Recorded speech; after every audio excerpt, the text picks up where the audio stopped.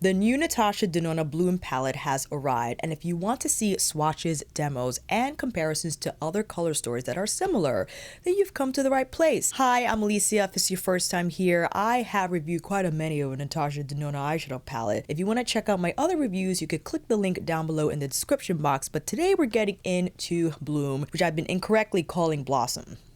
I don't know where that came from. I can't read. Bloom is NATASHA DENONA's spring release, and actually the Bloom concept first debuted back in March of 2019 with the Bloom Face and Glow palette. This, I believe, was the first four-pan face palette NATASHA DENONA introduced to her brand, and then followed the mini Bloom blush highlighter that released the following summer of 2020. And now we have the Bloom eyeshadow palette. And if you're not familiar with NATASHA DENONA, she has several color concepts within the brand that are presented in the form of a lipstick or a blush. And for instance, the I Need a Nude concept debuted with an entire line of nude lipsticks, and then she went into the eyeshadow palette, and who knows, maybe we'll get an I Need a Nude face palette. I want a Metropolis, midi, and face palette. Thank you, NATASHA, but that's off topic, another day. So NATASHA likes to expand on these already existing color concepts within her brand, and actually Bloom was inspired by her love of watercolor painting that she participated in her early years, and this is an exclusive watercolor painting NATASHA herself created for this palette. You can see it here on the palette. It is also on the box, and the packaging alone, I mean, I know not a reason, the sole reason one should purchase an eyeshadow palette, but ooh, is it a strong incentive to? And you might have noticed this from the unboxing footage, but NATASHA wanted to lean heavily into the peachy corals and burgundy shades that, yes, exist within her collection, but a monochromatic effort for Bloom. This palette retails for $69, and at this point of filming, I believe now widely available across several retailers, of course, one of them being NATASHADENONA.com, from which I purchased my palette early access, baby, as a reward member, but I'm also an affiliate. You could use the code Alicia15 for 15% off. Thank you in advance. I will also include my other affiliate links down below from Sephora, Beautylish, and Ulta. I believe now have the Bloom eyeshadow palette, and of course, thank you in advance for your consideration. Now that we got those details out the way, it's time to get into these swatches that I've been dying to do ever since it arrived yesterday, but I wanted the shadows to look fresh,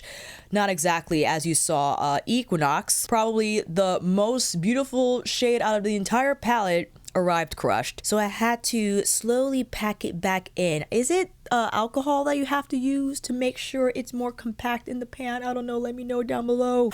That's enough. Oh, we're closer. If you're wondering what I have on the cheeks, I actually mixed Bloom's blush cream color with the recently released high blush in, what's the shade called again? Fresh Mauve. I combined them and then applied the cream highlighter blush color and this powder highlight. Didn't touch this coral shade, but you know, it's still working, still kicking. Fluorescence is a metallic medium vivid tangerine. Bark is a creamy matte medium dark gingerbread brown. Keen is a creamy matte light medium nude tangerine. Ren is a creamy matte medium coral pink. Fleur is a duochrome light pink with an icy ivory shift. Crisp is a sparkling foil duochrome coral with gold. Ooh, let me swatch that again. It's beautiful in the pan, but one of the lighter textures where it's not going to be as full-bodied as Fluorescence from what I've swatched so far. And what we're coming up on Lush looks like it has a lot. I was right. Lush is a sparkling foiled light nude apricot. Matches my nails. Brick, a creamy matte medium bright terracotta. If it's your first time here, I love terracotta, so the fact that a shade like it is in Bloom, stop it right now. Kind of want to apply it as a blush to see what would happen, not gonna lie. Rue is a metallic medium light burgundy, but it also has the initials of SF next to the name, which I thought stood for sparkling foiled, but it just says metallic. It's giving sparkling foiled a little bit. Floss is a creamy matte medium vintage rose. That has nice depth to it. Is a great shade, I think, that I would apply solo, followed by one of the sparkly Arcleys in here. Petal is a silky matte light salmon. The silky matte formula debuted in Roxa last year, which I think is Natasha's reimagined cream to powder formula, just from what I felt and understood. Ember is a sparkling foiled medium brick. Robin, the second silky matte in a medium dusty coral. Clover is a creamy matte dark vivid burgundy. And our beloved Equinox, which I thought kind of matched my nail polish. Did that purposefully, if you didn't know. Here it is, the sparkling foiled duochrome peach with turquoise blue shift. I think this is definitely the star shadow of the palette, one that you would just slap on everywhere. The lid, the inner corner, the lower lash line. Why not? Even maybe the cheekbones. Ooh, we could try that. Now, looking at this palette and the photo, definitely warm, which is what I gathered from the photo, but you can see they turned up the saturation a little bit, especially with bark and clover. And on the swatches here, overall, I think warm in comparison to, let's say, retro, right? This is Natasha's other monochromatic palette. Again, I'm trying to be careful because if Equinox falls out, I'm going to die. So I'm going to tilt it this way, okay, fam, just so I could save that shadow.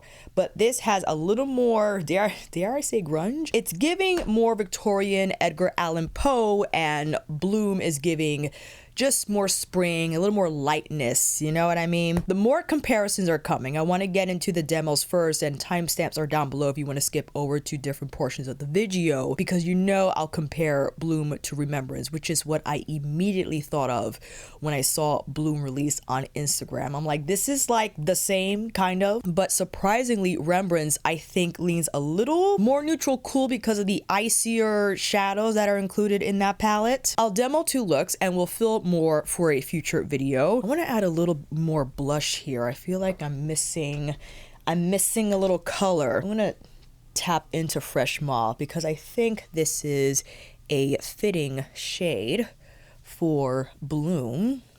I have no idea where I got Blossom from. I kept calling it Blossom. Someone was like, you know, the palette is Bloom. I'm like, I'm so sorry.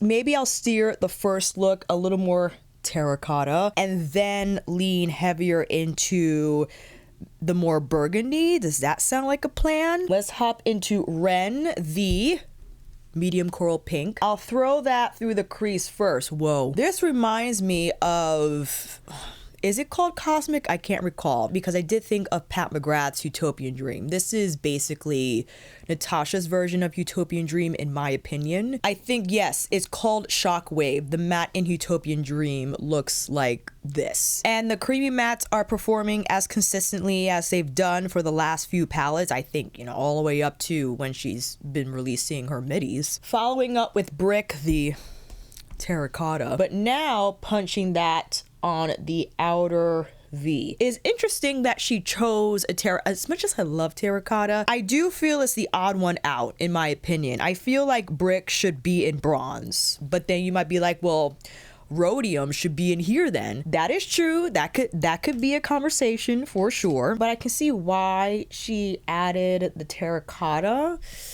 Maybe to steer the burgundies, because since there's burgundy and retro, maybe she wanted it overall warmer and not rosy cool tone. I'm just making up theories. We could discuss down below. Let me get the hairpin in because these are flipping and flopping. Now, what to apply on the lid? I think I want to go in with either Rue or Ember. Ember is definitely going to continue this. Ember, let's do it. Classified as a metallic, no, sparkling foiled, excuse me, but is performing more like a metallic, but with a little more shine. Creamy, has great adherence and color opacity, right? It's giving red. And I'm thinking about following up with Fluorescence. This tangerine, I think, will pair quite nicely as our inner corner highlight. Yeah, very sunset which is Natasha Denona's first ever MIDI to release. I forgot what year that was. Sunset's amazing. I could even argue that Brick kind of like visited us from Sunset if I wanted to. Now for the lower inner corner, maybe Lush. And again, Lush is the sparkling foiled light nude apricot. And that's going to give a little bit of flash of sparkle here on this part of the eye. I want to make sure I pull it all the way through so that it can envelop Brick here under the lash line. Now that's warm. That is warm. But perhaps we can now steer this to be more burgundy, which is what I would like to do. And with that said, I'll start off the second eye with Floss, the medium vintage rose that I think will pair beautifully with Clover. And let's throw on Rue. Oh no, I didn't clean the brush well enough. Man, Brick, if you're not careful, Brick can influence a lot of shades in here. It's so pigmented. Like in terms of the red hue, you know what I mean?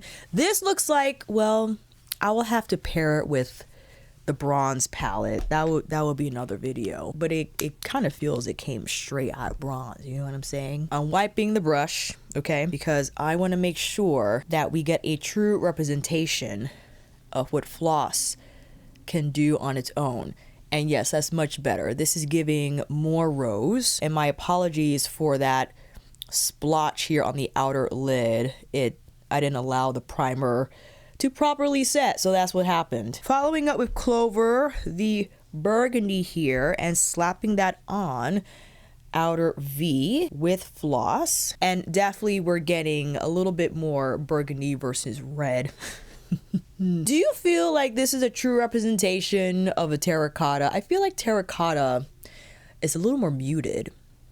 Don't you think? I'm thinking about Paradise Venus, which when I did my comparison blush short that you could check out also on my shorts, that it did appear the most red out of the three, but I felt it was still generally a little more muted overall. Oh god, too much shadow. We gotta fix this. Just gonna do a little erasing here. Definitely going in with Equinox, the star shade that got crushed. I think that is just gorgeous to have that blue shift juxtaposed against the burgundy.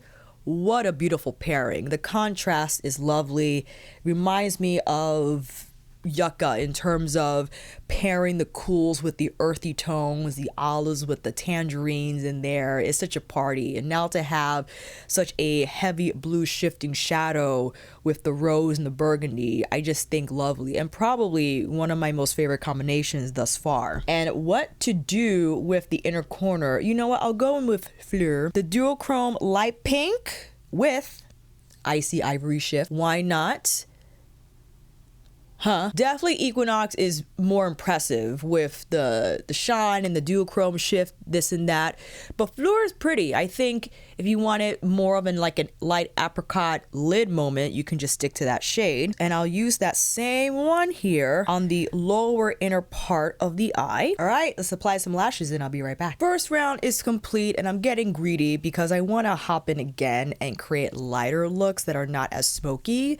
But from a formula perspective, I think these shadows are fantastic. You will have an incredibly easy time blending them out. Color consistency is there, meaning what you see in the pan, especially in regards to the mattes I've used so far, is what you will see on your lids. And this will then lend us the opportunity to perhaps apply the other mattes for our second round and maybe try other combinations with the metallics and sparkling foils, the ones that we haven't used yet. In terms of color story, you can't go wrong with peaches and corals. I think it comes down to if you love these shades and if they're flattering for your eye color and for your skin tone and undertone, right? Because you could love something conceptually, but if you slap it on your face, it's gonna make you look like you just had an allergic reaction. Then it doesn't matter how beautiful the shadows are and how well they perform, right? That's just something to keep in mind. I am medium neutral and I do well with the peaches and the corals and the burgundies, right? I do love those shades and why I love Remembrance. But just from this demo alone, I think Remembrance is a little more cooler for sure, but we'll get to that comparison. Let's first take this off. get into round 2 and I'll be right back. Robin, the Silky Matte Medium Dusty Coral, not the Creamy Matte formula. So let's see what Robin does on its own. It appears to be a slightly more muted version of Ren. Interesting. I'm looking at the shadow again. Ren was the first matte we applied in our first demo. Yes, it does appear rosier in pan than how it applies. So I take back what I said about color consistency here. Maybe that's a good thing that you get a little more color punch from these shadows, but definitely Ren appears more coral. The description does say coral pink, even though in the pan it appears more rose. Does that make any sense? And on the other side, we can do Keen. Keen is the nude tangerine. Let me wipe my brush, ensuring there is no color crossover, and check out how the tangerine does solo. I'll actually plop this on more than just the outer lid increase. I'll take a little bit on the lid just so it could serve as a backdrop. Lush is our sparkling foiled light nude apricot. Do I want to apply that here? Yes, I think so. Maybe.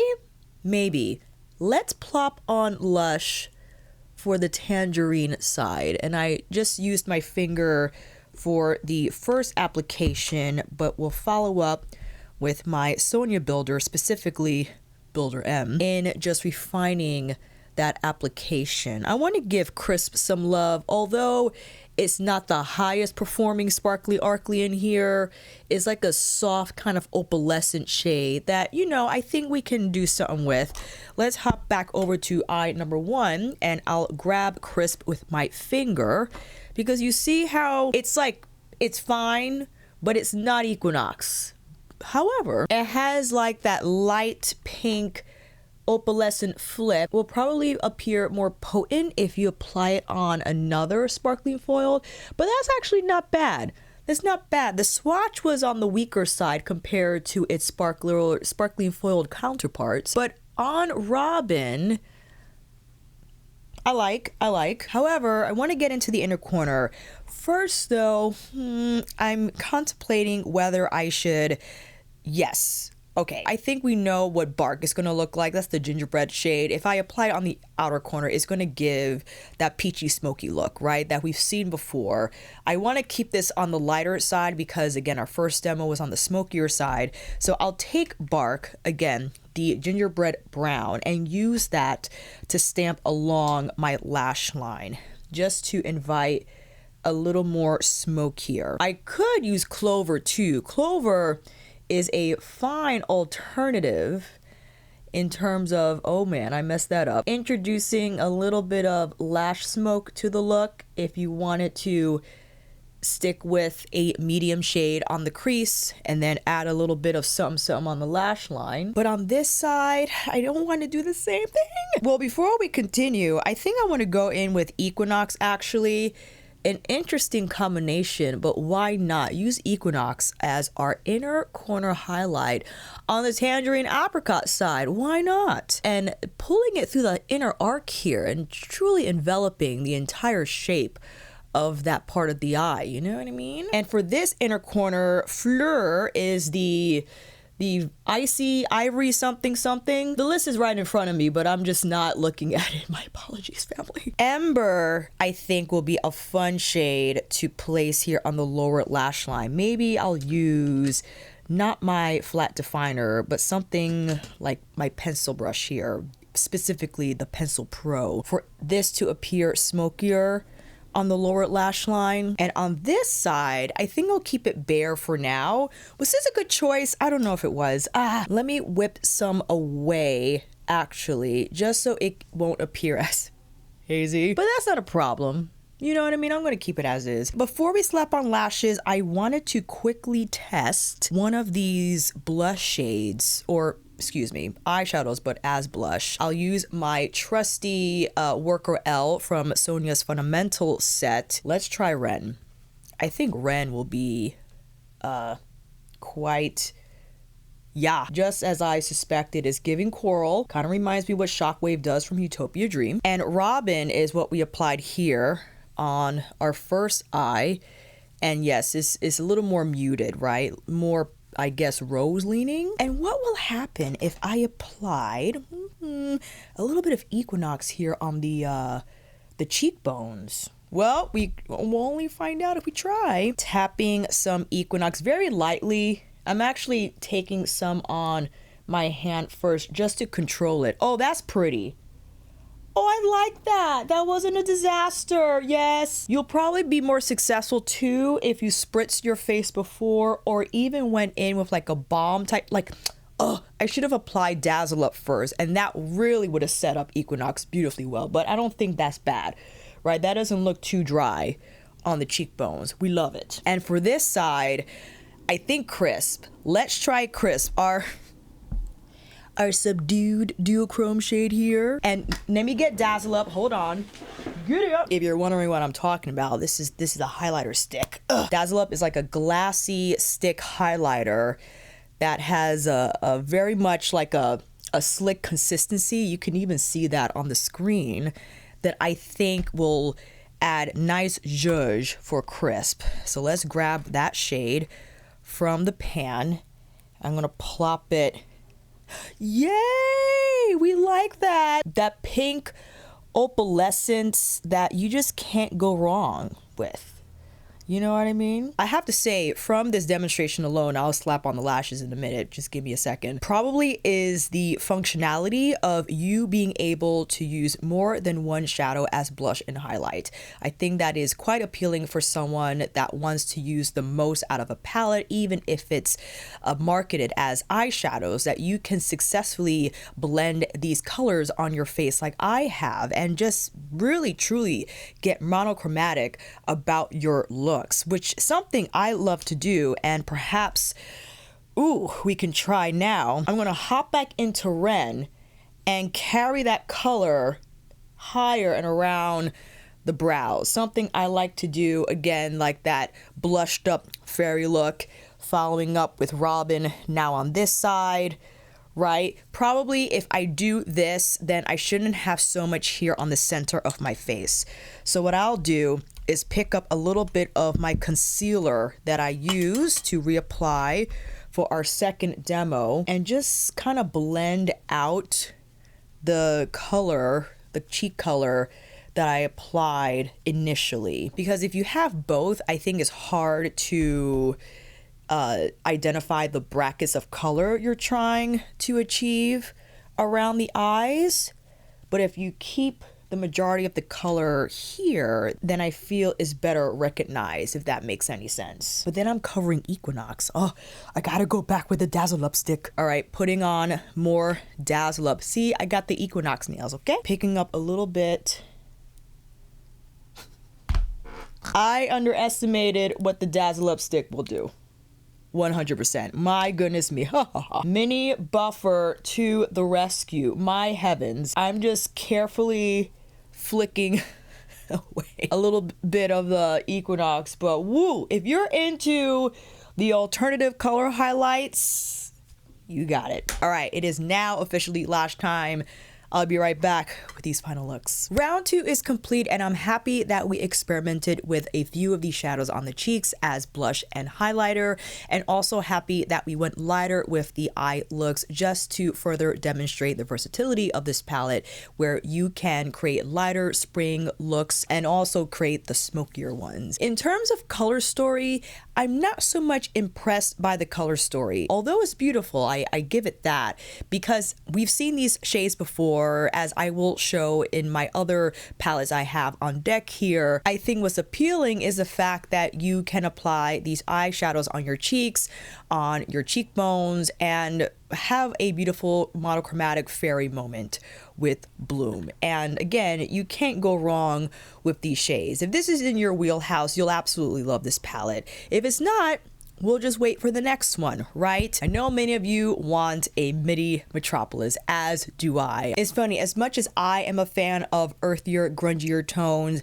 I understand cell-wise they don't do as well as the pinks, the peaches, and the corals, because again, you could wear those shades on your cheeks. You could be a little more free form with those shades on your entire face than you can with the greens and olives and the turquoises. So the shades that you see in Metropolis. But boy, would that be a fantastic experiment, and having to downsize from 28 shadows to 15 from the Metropolis concept and possibly creating a face palette. Oh my goodness, that would be sensational. NATASHA Denona can do it. She could do a duochrome cream highlight with like a crazy turquoise shift. Any of the shifts in there, like the teal duochrome something something from one of the duochromes in Metropolis, and then have maybe like a tawny bronze color or like a blush that's not pink or coral but more like brown, like what Danessa did with creme brulee and spice latte.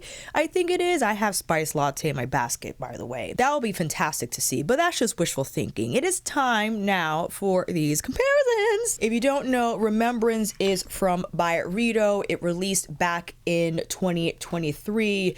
It was in contention to be the best eyeshadow palette, in my opinion, for 2023, but Izumiya's Industrial 2.0 won that slot. Immediately when I saw Bloom, I thought about Remembrance, and side by side, you know what? It's strange because Remembrance got that silver. It has the silver and the taupe. None of that is in Bloom. Absolutely nothing like that. The only icy something that's going on is Equinox and the icy shift in Fleur. That's the thing though. You're going to get a little more depth from Bloom. And formula comparison, Natasha's creamy matte compared to the powder matte in Byredo, they're a little more full body. They have what creamy matte implies, just a heartier consistency. There's just more pigment there. Almost like it grabs your skin and just lays down more intensity than the Byredo mattes, which are just lightweight and more fabric in the application.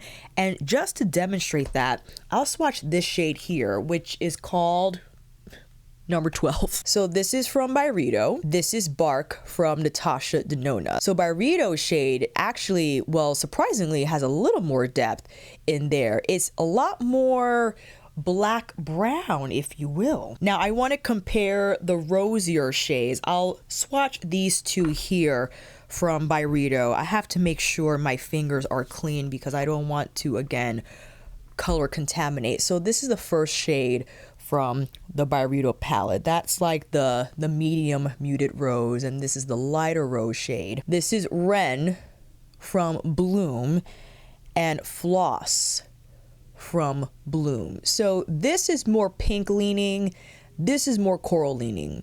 Even though this appears to be more rose muted, you can see this is more pink rose. If I were to, what reminds me are these two shades here, more of like these peachy browns.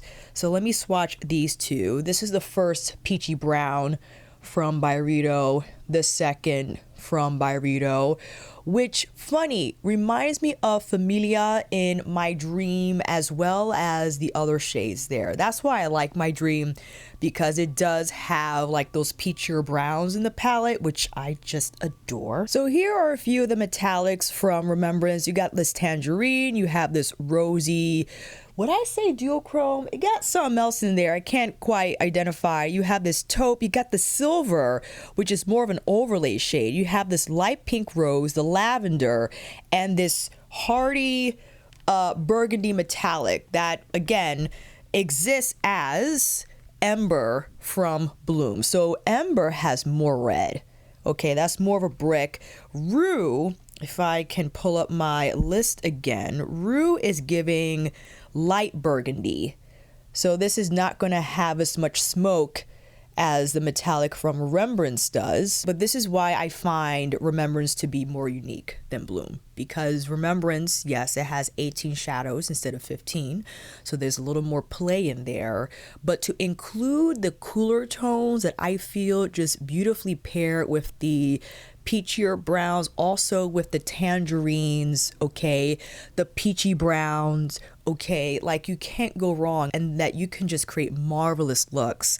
Now, to answer your question, because I proposed this when I posted my side-by-side photo on my community board, that Bloom could be an opportunity to get a taste of the Remembrance color palette.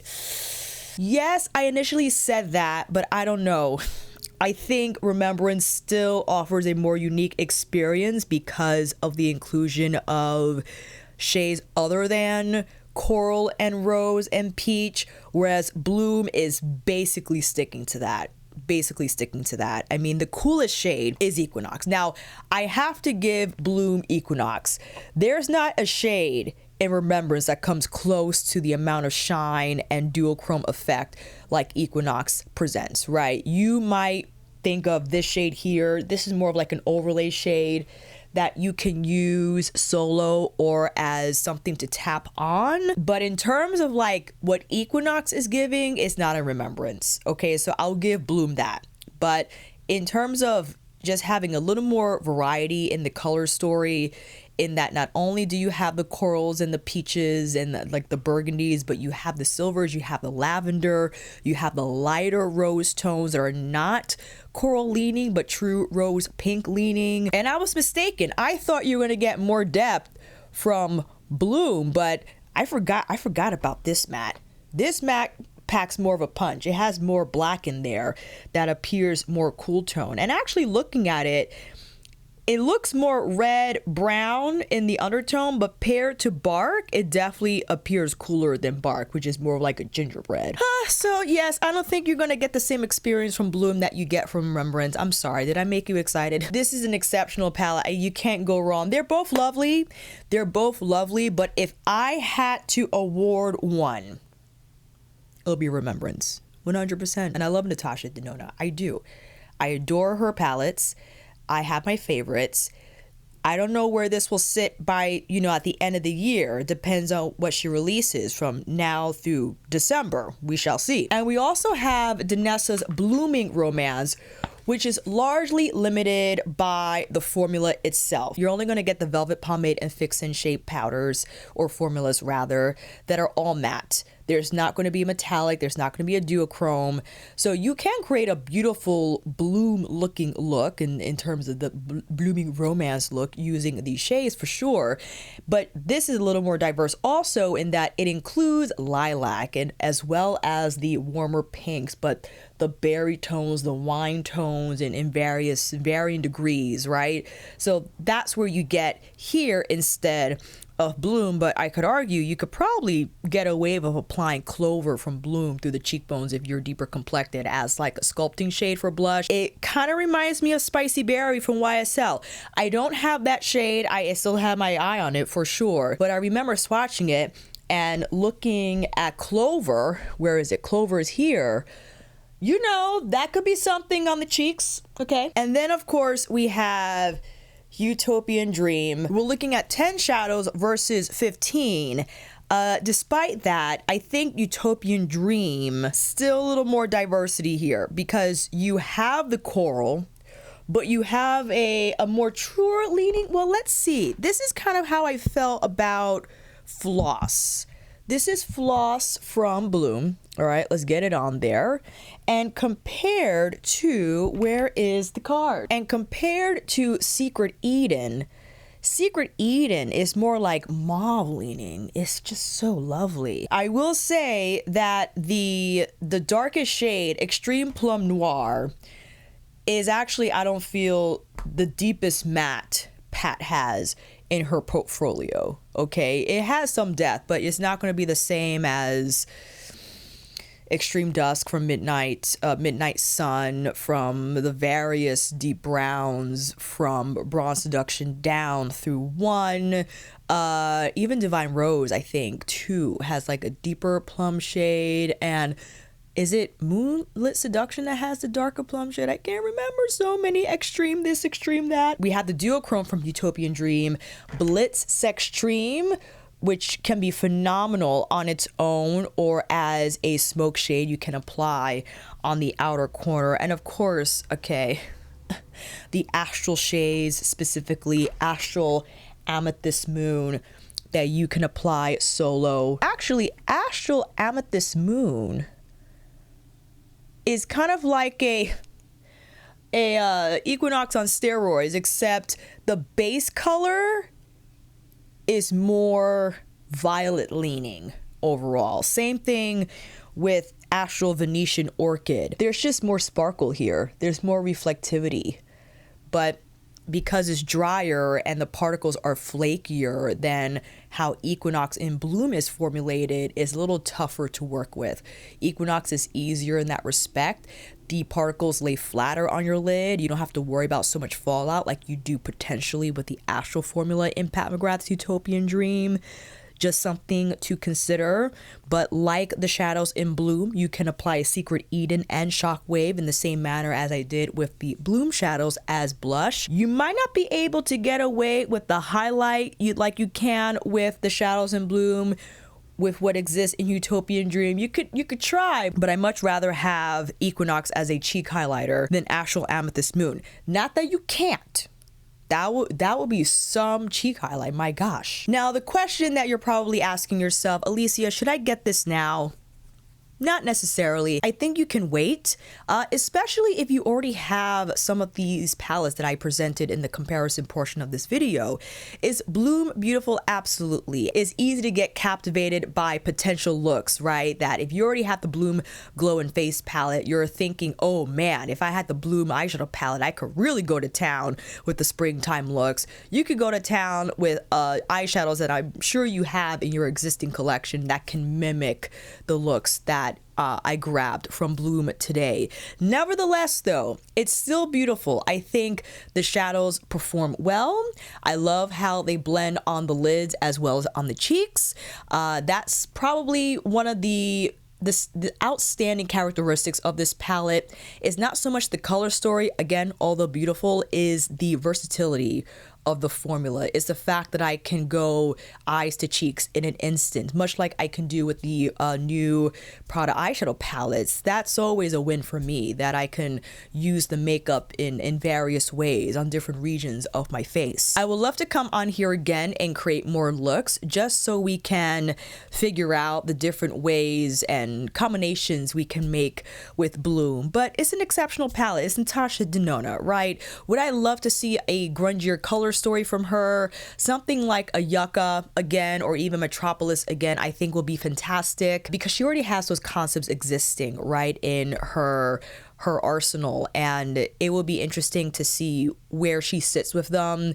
I don't think she would completely abandon Yucca. I feel she could revisit that, maybe in the form of a face palette, but Metropolis was just exceptional. Not only Metropolis, but the Star palette, which I understand some people had reasoned that her My Dream palette was like a reintroduction of Star because it included a few of the shades that are found in her Star palette, but that will be a fantastic opportunity to invite the more grungier moments in the NATASHA Denona collection from the Star concept, or if she creates something entirely new. You never know. The year is still young. Well, let me know down below, friends, what you think about Bloom, about the color story, the comparisons that I presented, the looks that I showed. I would love to know down below. And if you made it this far, make sure you like this video and consider subscribing, as you'll be notified immediately of when that new upload drops. And if you heard me talk about the Prada eyeshadows and you're like, where are those? You could check out my recent luxury haul where I do swatches demos using the new Prada palettes, as well as other luxury makeup that I might have or may have not purchased from Nordstrom as well. I'll see you in that video. I'll see you down in the comments and on here next time.